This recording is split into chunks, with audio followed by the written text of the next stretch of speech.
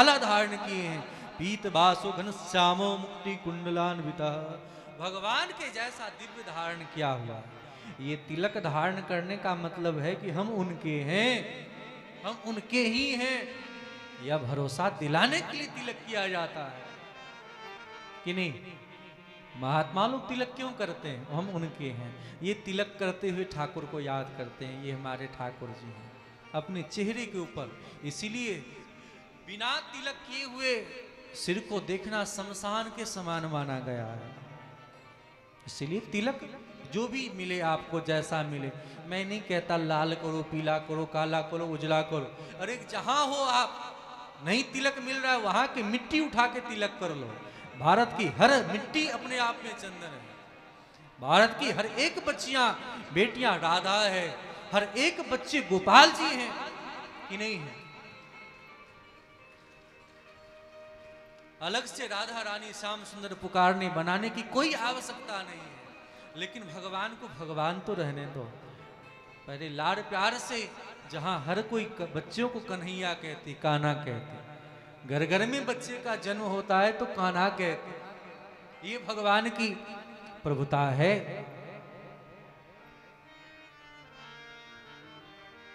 भगवान ऐसे प्रकट नहीं होते। तो कथा सत्संग यही सिखाता है। हम संकोच किस बात से करें? पहले भोजन घर के लोग पकाते थे शादी ब्याह फंक्शनों में। अब घर के लोग जाते हैं रोड पर ठुमका लगाने के लिए और बाहर वाले रसोई बनाते हैं। ये दुर्भाग्य नहीं तो क्या सौभाग्य है। लोग प्रशंसा करते थे भोजन घर का बड़ा अच्छा होता है। आजकल भोजन घर से नहीं होटल से मंगा के लोग खाते हैं। फिर कहाँ से प्रशंसा होगी भैया? इतनी सुविधाएं हो गई घर में बनाने का, और फिर भी घर में प्रेम नहीं है, अनुराग नहीं है। देखो इंटरनेट सब आने से वर्षों का काम सेकंडों में होता है, लेकिन विचार करना आपस का प्रेम कम हो गया है। नहीं कम हो गया है? अपनों अपनों के लिए समय नहीं है लोगों के पास है। एक घर परिवार में बैठ करके लोग अलग अलग मोबाइल लेकर के बैठे रहते हैं, किसी में प्रेम नहीं। प्रेम कब होगा? जब सनातन धर्म के सद ग्रंथों की बातों को हम अपने जीवन में उतारेंगे। ये जानना, ये सुनना ही हमारा कल्याण कराएगा, ऐसा नहीं है। तो धुंधकारी भगवान के जैसा रूप धारण करके विराजमान है। अब तो बड़े गदगद हो गए भैया, आपने भागवत कथा सुना करके मेरा उद्धार कर दिया, महाराज आपकी जय हो। अब जितने श्रोता हैं सब विचार करने लगे कि कथा तो हम सब ने श्रवण करी, लेकिन हम सब के लिए विमान कहाँ से आया है? मेरे लिए विमान तो नहीं आया।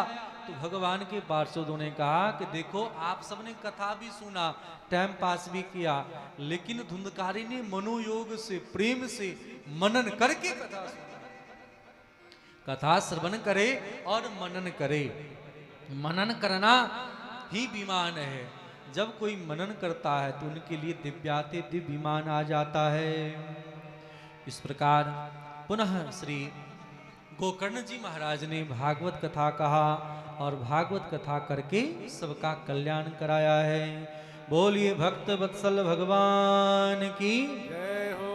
श्री सनकादि भगवान कहते हैं देखो कथा कहने वालों में और जब श्रवण करें उनमें विश्वास होनी चाहिए।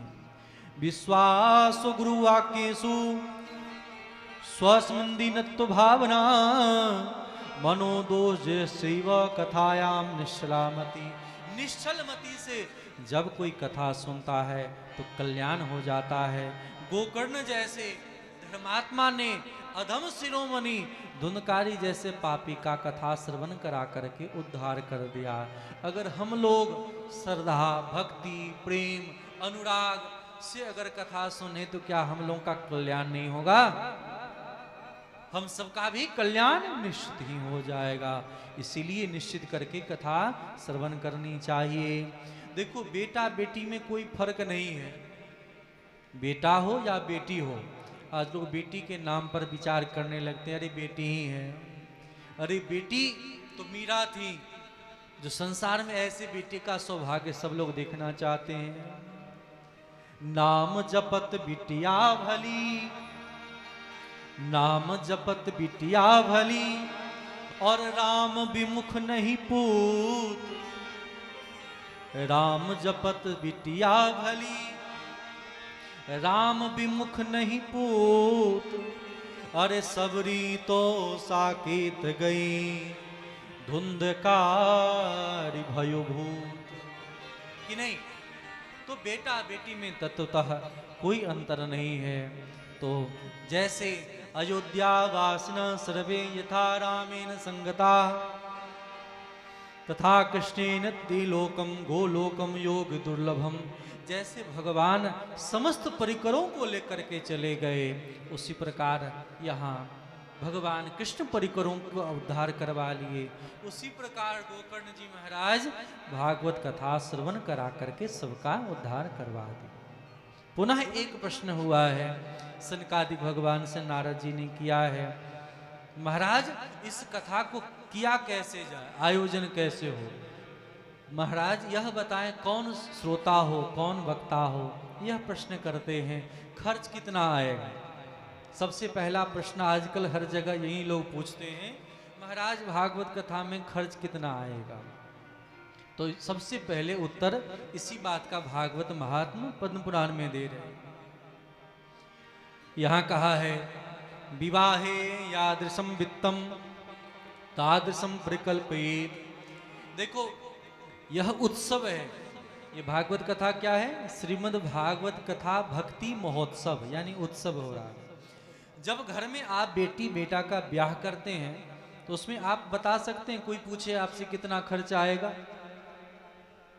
आपसे ही पूछा जाए कि बेटा बेटी के ब्याह में कितना आप खर्च करोगे, तो आप क्या कहोगे, महाराज जितना भगवान ने सामर्थ्य दे रखा है, जितना प्रेम है जितना अनुराग है उतना हम खर्च करेंगे। उसी प्रकार भगवान ने जो आपको दे रखा है, कोई निश्चित नहीं है कि इतना में ही हो जाए कि इतना में होगा, कोई धन संपत्ति से कथा हो जाए ऐसा नहीं है। भगवान ने धन दिया है तो धन का उपयोग सदुपयोग के रूप में कथा के रूप में भी आप कर सकते हैं। इसीलिए ये नहीं कि बेटा हो या बेटी के ब्याह में कितना खर्च किया जाए, मन के ऊपर है तो श्रद्धा भक्ति प्रेम पूर्वक कथा में खर्च करना चाहिए, कंजूसी नहीं करना चाहिए और वक्ता का चयन करना चाहिए, सभी को निमंत्रण देकर के सबको बुलाना चाहिए। वक्ता कैसा हो तो देखिए ध्यान देने वाली बात है, आजकल डॉक्टर की डिग्री को तो देखते हैं लेकिन महात्माओं की डिग्री को देखते हैं, वक्ता की डिग्री को देखते हैं, देखना चाहिए क्या पैमाना कहा गया है। वक्ता कैसा हो तो पहला है विरक्त होना चाहिए, ब्राह्मण होना चाहिए। जो ब्राह्मण हो विरक्त हो, विरक्त का मतलब जिनको घर द्वार परिवार से संपर्क ना हो, जो शादी ब्याह ना किया हो, ऐसे वक्ता का चयन करना चाहिए।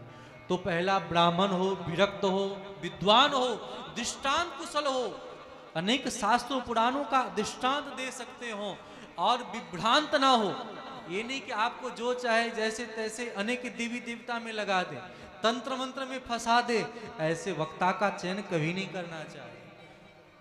वक्ता ऐसा हो जिनका मन भगवान में लगा हो, वक्ता ऐसा हो जो लोभी ना हो, कथा के बीच बीच में कथा रोक रोक करके लोगों का सम्मान करवाए। और बीच बीच में होता है ना, वक्ता लोग अनाउंस करवाते हैं कि गौशाला के नाम पर, तो देवी सज्जनों के नाम पर, तो वृद्धाश्रमों के नाम पर आप ये दान करो ये दान करो, उस दान के चक्कर में ना पड़ा हो। अगर वक्ता इस दान के चक्कर में अगर पड़ा रहेगा तो कथा खाक गएगा। यह कथा मनोरंजन नहीं है, कथा मनोमंथन का विषय है। ऐसे वक्ता हो, कृष्णार्थी वक्ता हो, जिनका मन भगवान हो, जिनके अर्थ ही भगवान हो। जिनके अर्थ कौन हो, भगवान हो, अर्थ संसार ना हो। संसार के अर्थ के प्राप्ति के लिए जब कोई कथा कहेगा तो कथा क्या कहेगा, वह तो हर कथा को घुमा फिरा करके दान के ऊपर ही ले जाएगा। ये दान करो, दुनिया भर की संपदा हमें दे दो, बस तुम लोग खाली हो जाओ। कि नहीं, आज भक्त लोग खाली होते जा रहे हैं और वहां भरते जा रहे हैं, इससे काम नहीं होगा। इससे ना तो वक्ता का कल्याण होगा और ना तो श्रोता का कल्याण होगा।